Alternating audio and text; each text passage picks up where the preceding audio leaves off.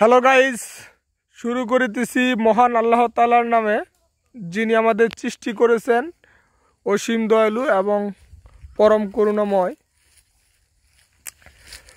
তো এই যে আমি হঠাৎ করে আমাদের যে প্রজেক্টের পাশে আসছি, আসার পথে আমি দেখতেছি এখানে কিছু সংখ্যক ছেলে মেয়ে দা, কুদাল, কুড়াল ইত্যাদি দিয়ে কাজ করতেছে।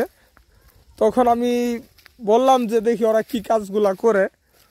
তো এই যে দেখেন, এদিক দিয়ে তারা রাস্তা তৈরি করতেছে যাতায়াতের জন্য। বন জঙ্গলের ভিতর দিয়ে রাস্তা তৈরি করতেছে। বিভিন্ন ধরনের দুপাশে অনেক ভরপুর জঙ্গল ছিল, এই জঙ্গলগুলা কেটে তারা যাতায়াতের রাস্তা তৈরি করতেছে। রাস্তাটা তৈরি করতেছে মূলত ওই পাশে একটা বাড়ি আছে আর এই পাশে একটা বাড়ি আছে।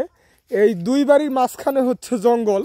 এই জঙ্গলগুলা কেটে ফেলতেছে তারা যাতে যাতায়াত করতে পারে। তো এই যে দেখেন, এই কাজ কতদিন ধরে করতেছ? হ্যাঁ, 3 দিন ধরে। দেখেন কিভাবে কাটে এই ছোট্ট ছেলেটি। তো এই যে আমি আপনাদেরকে পুরো রাস্তাটা দেখাচ্ছি। তো ওদের কাজ দেখে খুব ভালো লাগলো। তো আমিও এই রাস্তা দিয়ে হাঁটলাম। দেখতে পাচ্ছেন ওই পাশে বাড়ি আছে। তো এই যে এই পাশে বাড়ি।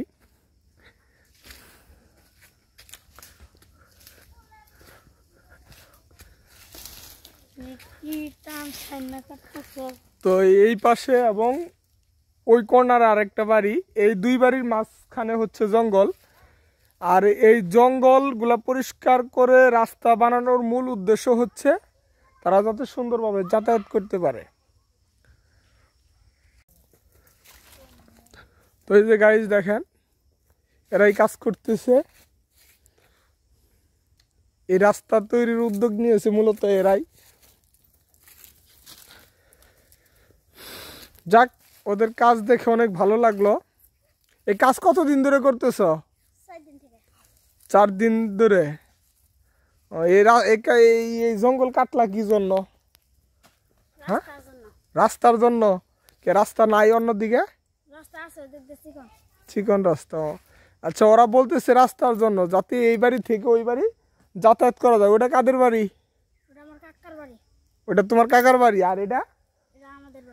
ও আচ্ছা, মানে ওদের কাজ করার মূল উদ্দেশ্য হচ্ছে ওটা হচ্ছে ওর কাকার বাড়ি, ওটা হলো ওদের বাড়ি।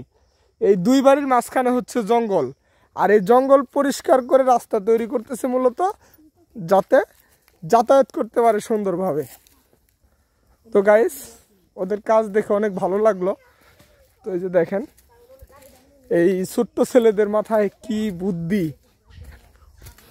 তো আমি ওই রাস্তায় হাঁটাহাঁটি করলাম, অনেক ভালো লাগলো।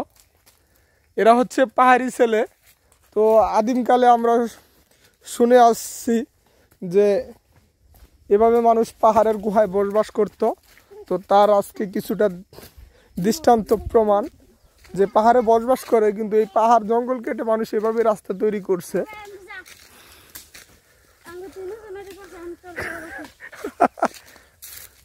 আর রাস্তার মূল উদ্যোগটা হচ্ছে এই যিনি।